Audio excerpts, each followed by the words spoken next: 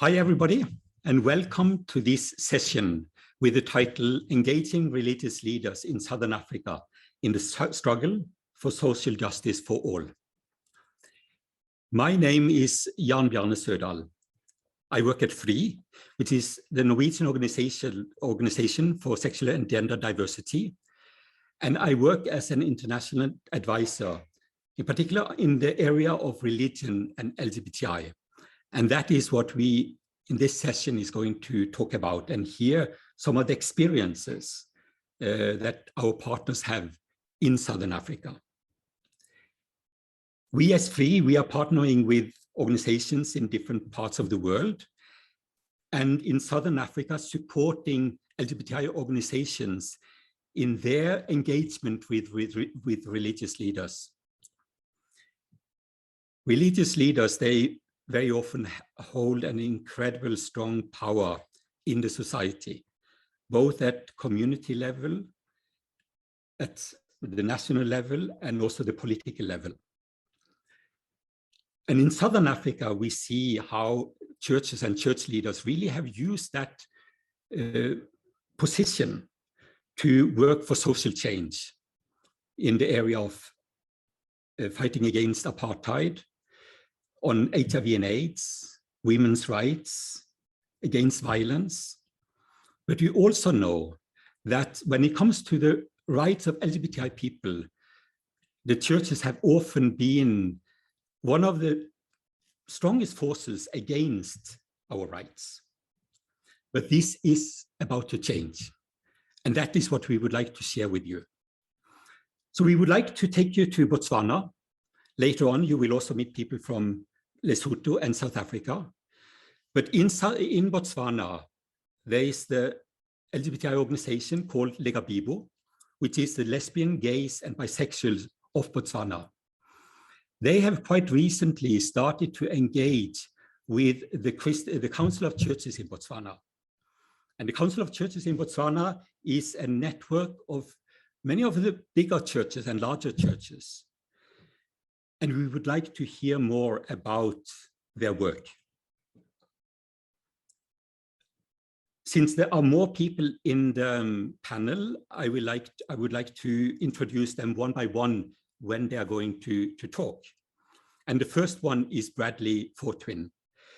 He is the Community Movement Strengthening Manager in Legabibo. And Bradley, I would like to start to ask you the question, why do you work with religious leaders, with pastors and priests? What do you see as the value of doing that? Yeah, I think, hello everyone. I think for us, the most, well, two main important reasons for us and why we work with religious leaders is also looking at the diverse community that we work with within the LGBTIQ space. We do have LGBTIQ people of faith. So for us, it's in a way helping to create a safe space for LGBTIQ people of faith by creating links, partnerships, and networks with religious leaders.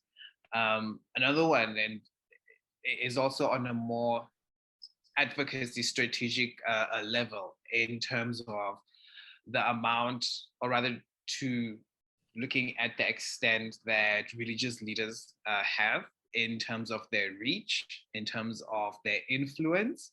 A lot of times religious leaders are a reference point for a lot of people, including politicians, who somehow go to the religious leaders to get their input, if it is on, or whether it is on changing laws, on influencing policies, practices, especially pertaining to LGBTIQ issues.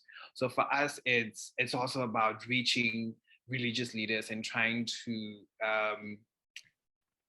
solidify that support and allyship between religious leaders and the LGBTIQ community.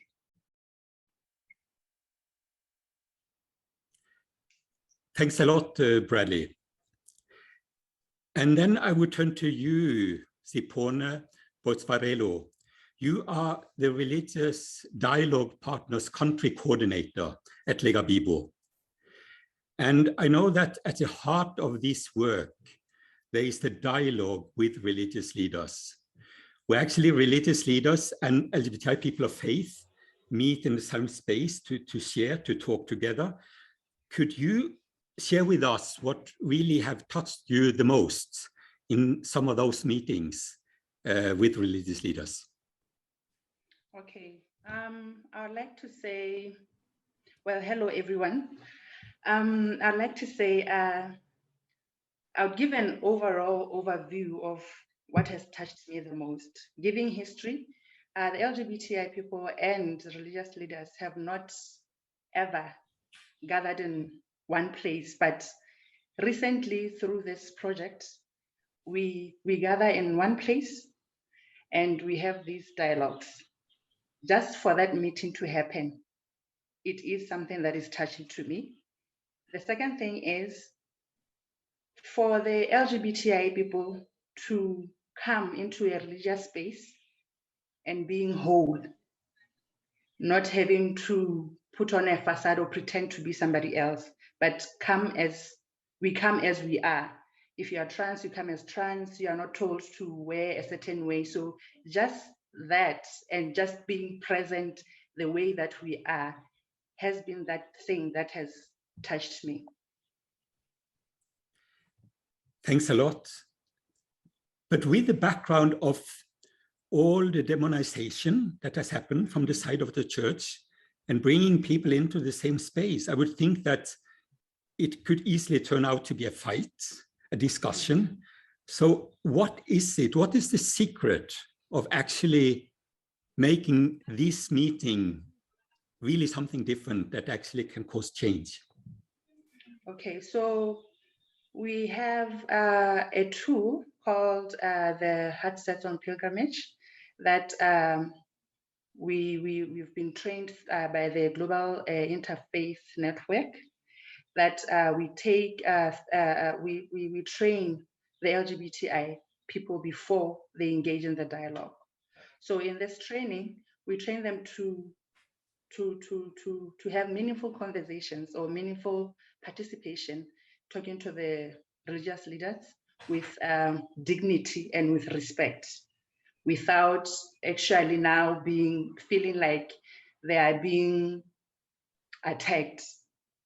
So the thing is that the HSOP equips the LGBTI to have that skill of managing their temper, their anger, and just actually participating meaningfully and respectively. Thank you. And HSOP, that is actually the retreat that you are then having for the LGBTI people of faith. Yes. Then I would like to turn to you, Reverend Gottfried Yankee. You are the program coordinator at the Botswana Council of Churches, and you are the one that actually bring in and invite the religious leaders from all over the country and from different churches into this dialogue. Could you share with us one thing that really stood out for you through these dialogues?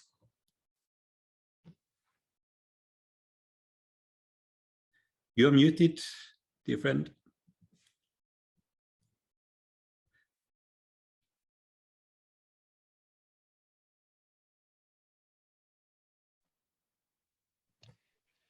Yeah, thank you, Jan, and good day, everyone.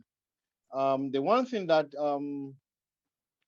that stood out, or that I take away from the dialogues that we engage on with the LGBTI partners, is that our pastors who have attended the dialogues realize the extent of harm, especially through marginalization, that they have been subconsciously doing to other people, to the LGBTIQ community. The realization is usually followed by remorse, as we have had some of them becoming remorseful, even though in some instances is not stated, we can actually feel it or hear it in different forms. The pastors begin to understand the imago Dei, that we are created in the image of God, all in the image of God, and they actually experience this in its practicality. They see that to persecute someone because of how they look or because of their sexual orientation is not representative of God. It's not representative of the one body in Christ that we as Christians call ourselves by. So they learn that we are all the same. And that's that's the thread that I've picked in many dialogues that we've had, that, wow, I didn't know that I was the same with Sipone. I was the same, these people are just the same as us. The pastors say that we always thought that they are different. So we are picking this up, that we are created in the same image of God, so we are the same and we are of one body. So that's very critical for us. That's one thing that stood out in the dialogues. Thank you, Reverend Tanki. Could you also say a little bit about why you, as the Botswana Council of Churches, are actually engaged in this?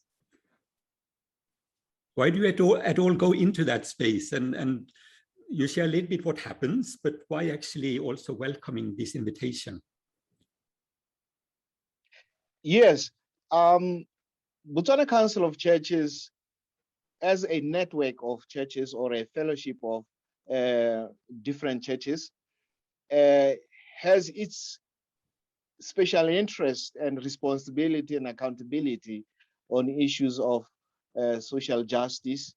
We have engaged in many platforms, including platforms of gender-based violence, where we prevent gender-based violence using the biblical stories or biblical narratives, like the Tama story, the Tama campaign. So we have engaged on issues of mining or alternative mining using the Indaba perspectives. We have engaged in issues of gender. We have issued, other groups like sex workers. We have engaged in such topics and such programs as part of the church. So the church has a responsibility with respect to social justice, and hence we specifically also deal with issues of diversity in creation, to also demonstrate to to our pastors or to our clergy, and as well as our churches, that indeed there is diversity in creation. So Botswana Council of Churches has that responsibility in social action. Thank you. Thank you. And I would like to give you one more question, and that is about the space when people actually meet. And you shared a little bit about what it does to the pastors to be there. And why is it that this kind of meeting becomes something else than a fight and a discussion that we have had so much of, and just increasing almost the confrontation? What is it about these kind of meetings that bring out, I would say, the best in both parties? The success of the meetings is born out of fresh insights being discussed, the knowledge, the perspectives, fresh perspectives on issues of human sexuality and issues of LGBTIQ being placed on the table and being discussed outright. Usually fist fights would come out where people don't necessarily listen to each other, when people debate or instead of dialoguing with each other. But the models that we use in One Body supplement, request, and we lay out the dialogue method on the table so that everyone is conversant with the model or the methodology. And then the methodology leads everyone to relaxation so that they can now engage positively. So actually, the model and the methodology of dialogue itself creates a space and atmosphere where we can all engage on the issues on the table, and what comes out of these fresh perspectives is what makes it successful, and what makes it invitational. People get, like I say, people get we get invited that, why can't you take it a little bit further? Why can't you move it a little bit further so that we can engage more? Because the church has not been able to engage on these issues. The church is much busy or engaging on issues of Holy Spirit, deliverances and stuff like that. But this particular issue on human sexuality, this particular issue on LGBTI topics and LGBTI, understanding them, understanding their issues, it is the driver. It drives the conversation to its success. Thank you. Thank you very much. You mentioned the one body. We'll come back to that a bit later. That is, understand, the resource material that you're using for this. But before we move into that, I would like to go back to both Sipona and Bradley. But first you, Sipona, because I'm sure you don't only do this in order for people to meet, to have these dialogues alone. You do expect and hope that there will be something happening after that. Could you share with us, if you have some examples, some good examples of, or any examples that you think would be valuable for people to hear about, that comes as a result of the meetings? Okay, so we've met in Maung last year, and we met again this year, still doing a dialogue. And from these two dialogues, we had invitations from local churches to come and have these dialogues with the church members. So that invitation itself, it's a form of inclusion to say, come, we are here, we are including you, come to hear what you have taught us about sexuality, about marginalization. This is what we are going to do in our church. So come, we are changing the narrative in our church. Come and see what we are doing. And also come, help us teach and change this mindsets on a community level, not just that just religious leaders being in the conversation, but with the church itself. Also, we've had where we are not even, I and Reverend Janki not present, where the church leaders now invite the LGBTI in that community to come to the events that they have. That also still shows that that seed was planted, and these people are now engaging. There is collaborative work between the religious leaders and the LGBTI people. So that's basically now what we've been seeing, those invitations and collaborative work. And could you give an example of a meeting that has happened afterwards, where actually some of that has happened? Yes, we've had a meeting in Sihitwa. It's a village near Maung. It's a very remote place where we've been invited to come and have a dialogue at a church level, where we had traditional leaders also as part of the church. So in that meeting, we had members of the church, which are the community, who, after learning about marginalization and learning about sexuality, saw that they have been discriminating the LGBTI people. They've been marginalizing this. There's been this gay person in this church who's been marginalized and being discriminated and demonized. So in that space, this a gay identifying person and the church were together, and the church in that space apologized to this young man. Yeah. Thank you very much, Sipone. Yeah. And Bradley, I would like to go back to you, because where do you see the potential impact of what we just have heard about, these meetings, and actually how that is brought into the local communities? Where do you, as Lega Bibu, see the potential of this? Yeah, I think just bridging up to what Sipone just said, also in terms of impact and immediate change, small wins, was also, I think it was the first SHOP that we did in Maun, right? And then following that, one of the reverends at the Methodist Church created that partnership with the local LGBTIQ support group. And he even went as far as offering them a place where they could hold their meetings, which is the church hall. So it's such small impacts that we see because of the relationship, because of the impact. And in addition, also, we've seen a lot of, well, quite a few religious leaders, members of the religious communities coming out to support LGBTIQ individuals, especially during COVID also.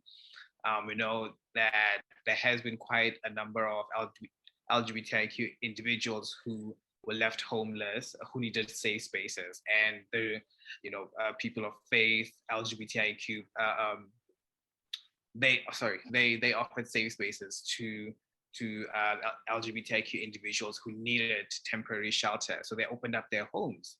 And this bridges off because of the engagements, the religious dialogue partners are having with the religious communities also.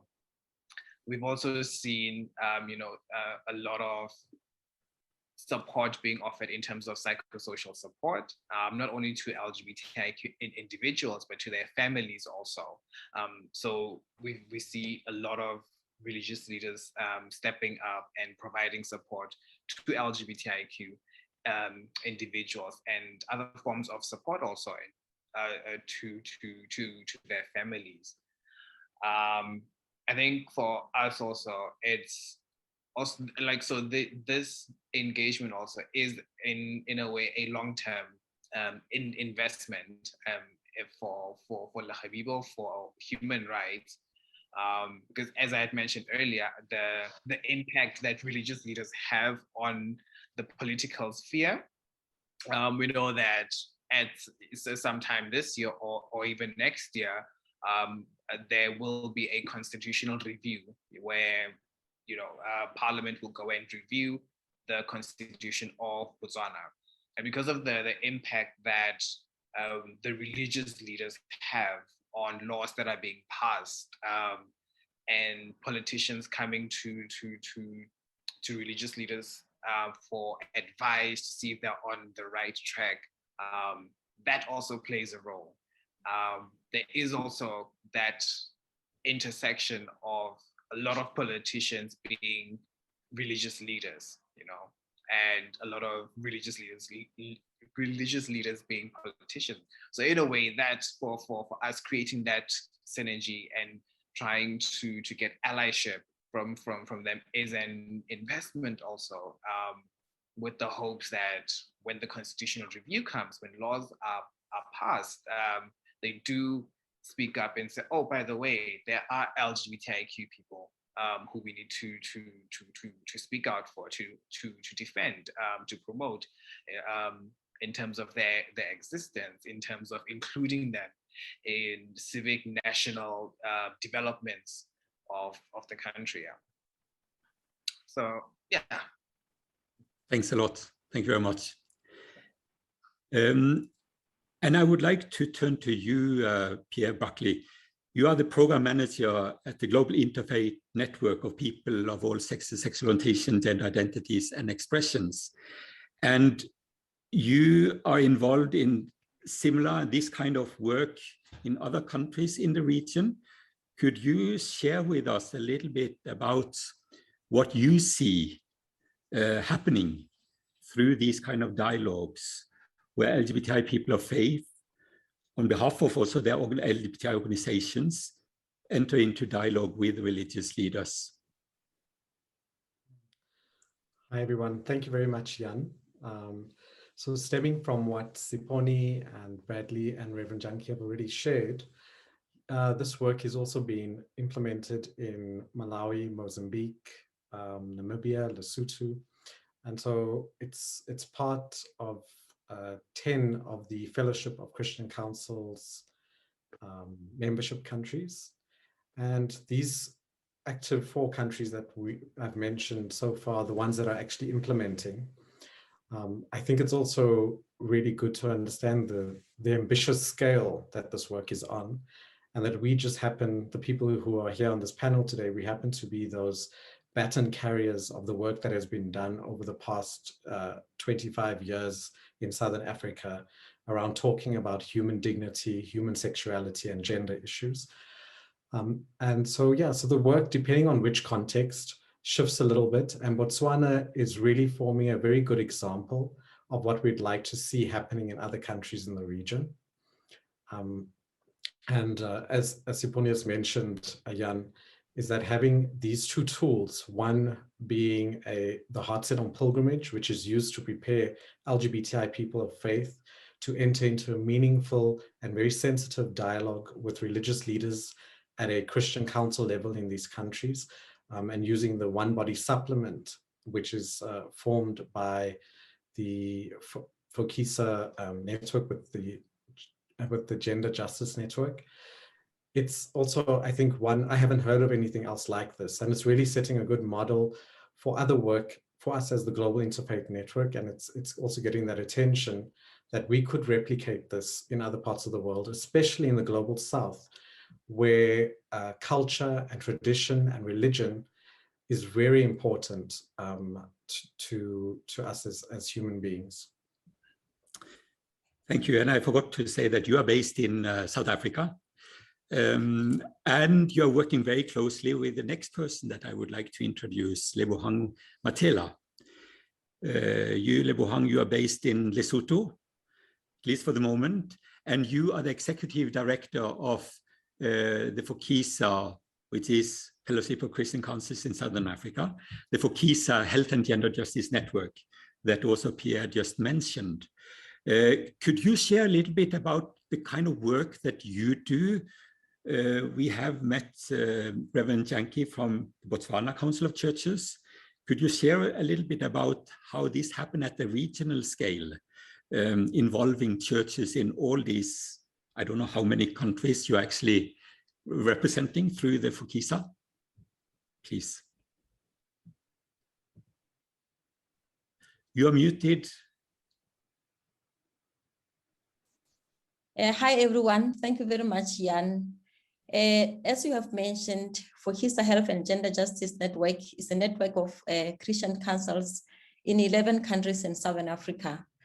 And our role in this work that has been talked about is to prepare councils of churches and its leadership to create spaces for safe dialogues with LGBTI community. Maybe I can also share why we are doing what we are doing.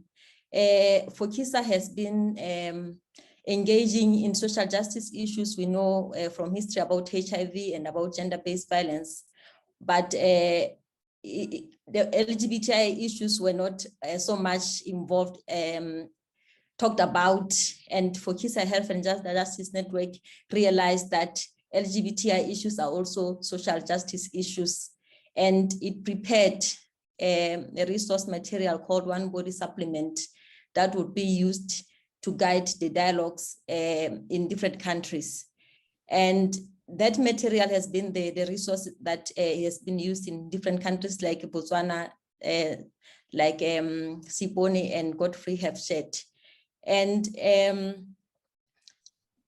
we are already seeing that in Southern Africa, if we can replicate what is already happening in Botswana, in Lesotho, and in Mozambique, we can achieve greater impact, because religious leaders, as it has been said, have power and are able to influence politicians, are able to influence legal frameworks and policies. So if we target to talk to religious leaders, and especially from us, the region, to open doors by engaging the heads of churches who are the gatekeepers in the councils of churches. So we are seeing that if we approach it that way and try to package the material or our conversation in the language that they understand most, especially of the human dignity as opposed to human rights, they understand more when we are talking about something that they understand.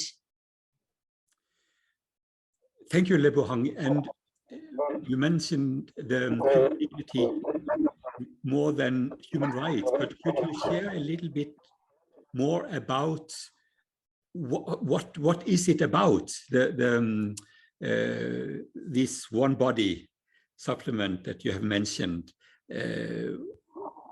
What are the entry points that actually make the change for the religious leaders, for them to see something that they haven't been aware of before?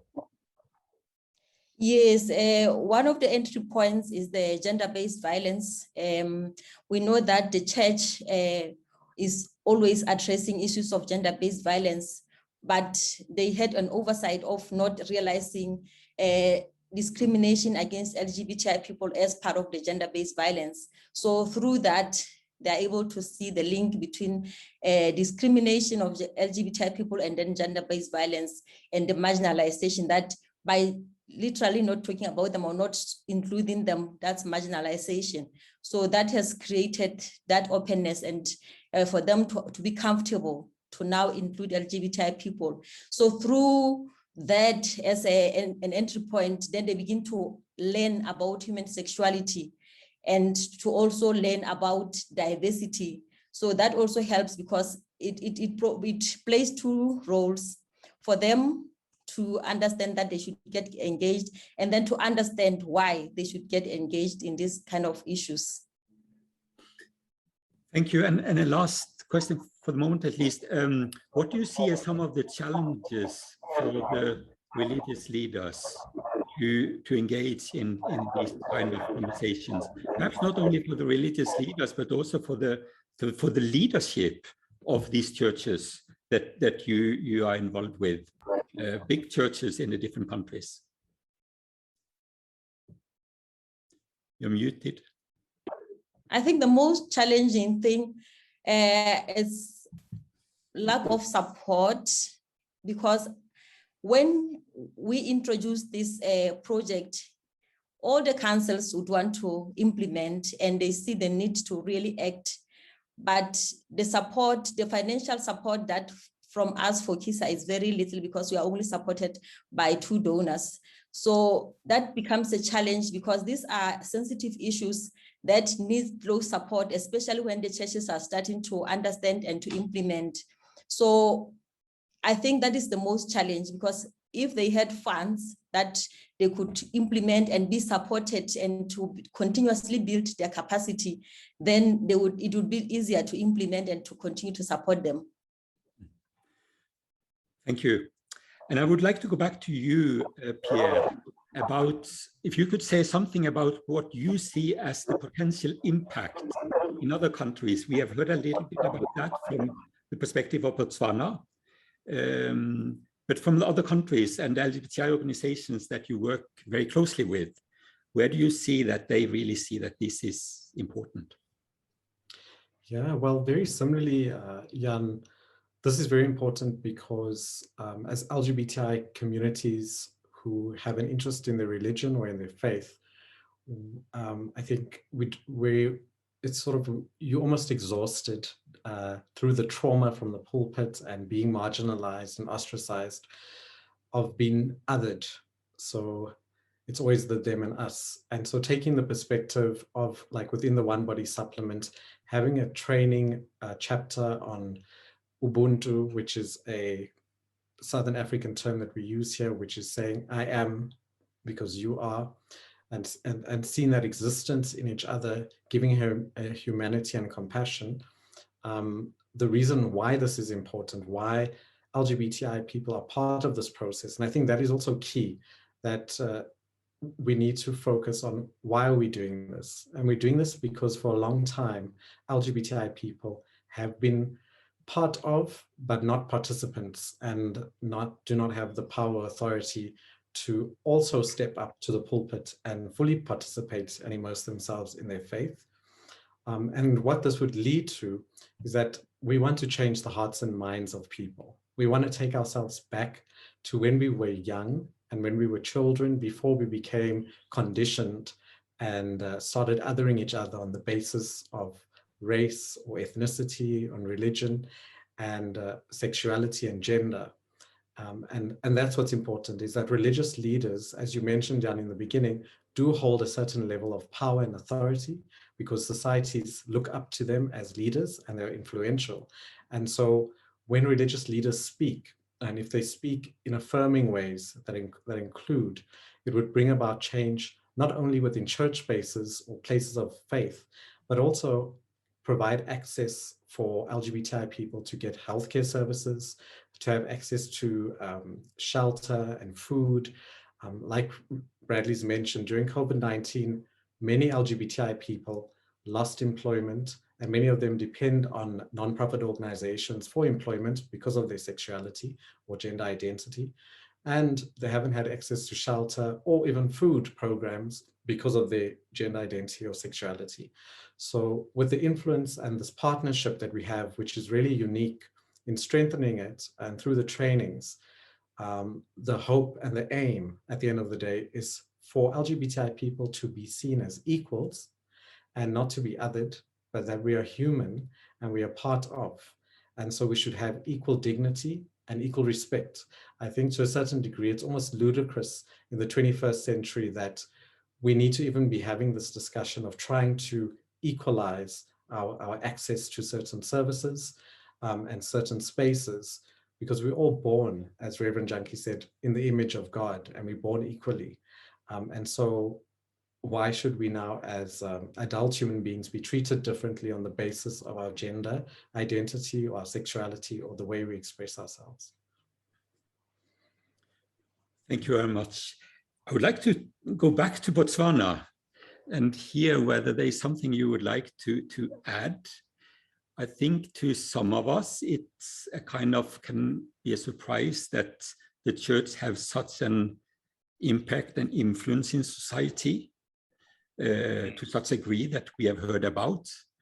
And with the history of demonization and all these things that we hear about, that it become more and more confrontational, it's almost hard to see how it's possible to enter that space of dialogue and passing that being enemies, being someone who is fighting. Could you share either to some of what I just mentioned or to other things that have been mentioned by Lebohang and Pierre?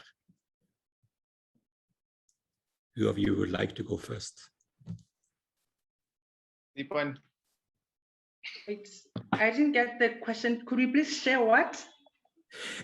Anything that would, in relation to what Pierre and Lebohang just talked about, but also about, for some of us, it can be difficult to understand the extent of impact that or influence that the churches have in society.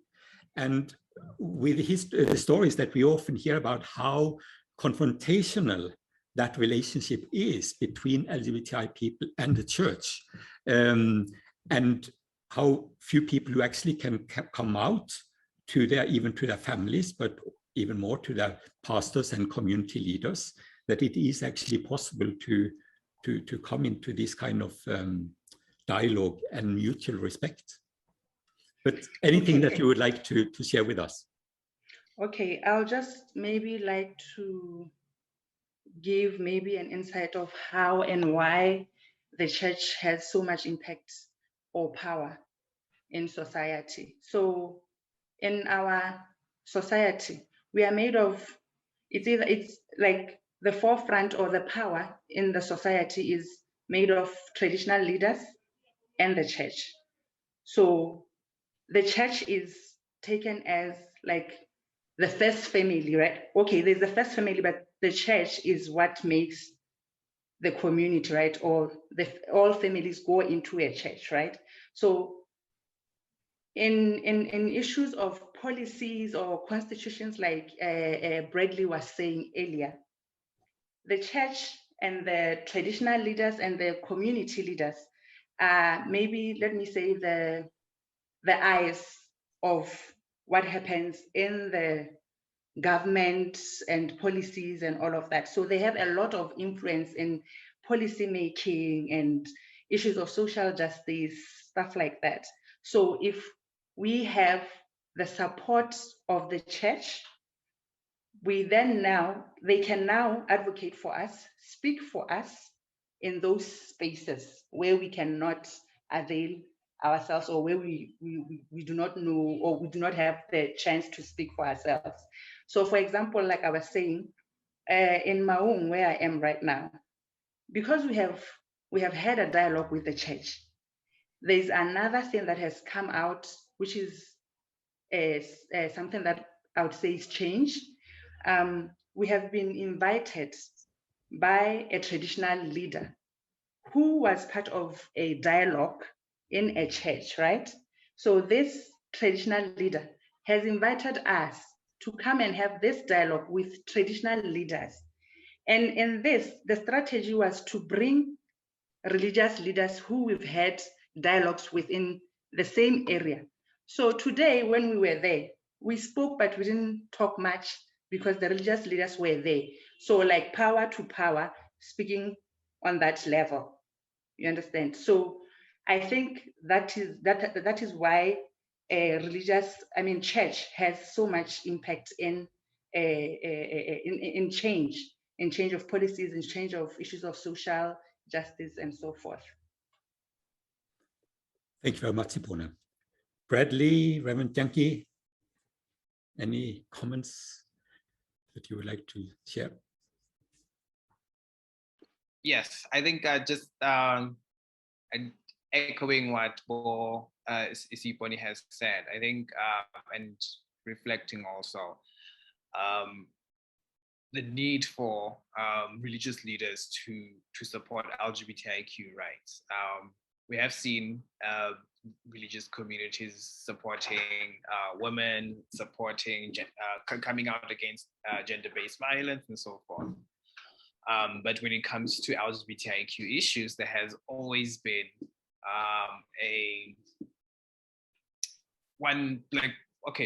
majority of people saying like, no, we don't want to speak on this, we don't want to comment, we don't want to, seem like we are supporting it.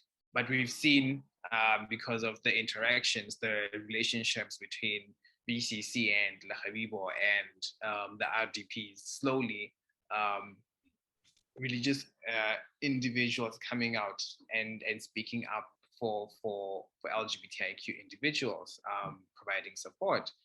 And I think continuing this work and linking it to what Pia said about how this also, is allowing us to not live in multiple, what's the word you used? Not facets, multiple blocks, but being, yes. So sort of bringing together all the different elements that makes us and bringing us into one. And it's very important that, especially as LGBTIQ people of faith, because we always have to live our lives in different angles, lenses, right? So I think these engagements really is allowing us to come together and live our authentic true self as LGBTIQ people of faith, and bridging our sexuality with religion, reconciling our faith also. Thanks a lot. But we will also have questions from the audience. So I think if we wait with you, Reverend Godfrey, for questions, and then we will continue the conversation with the questions and comments that other people will have. Thank you very much for this part.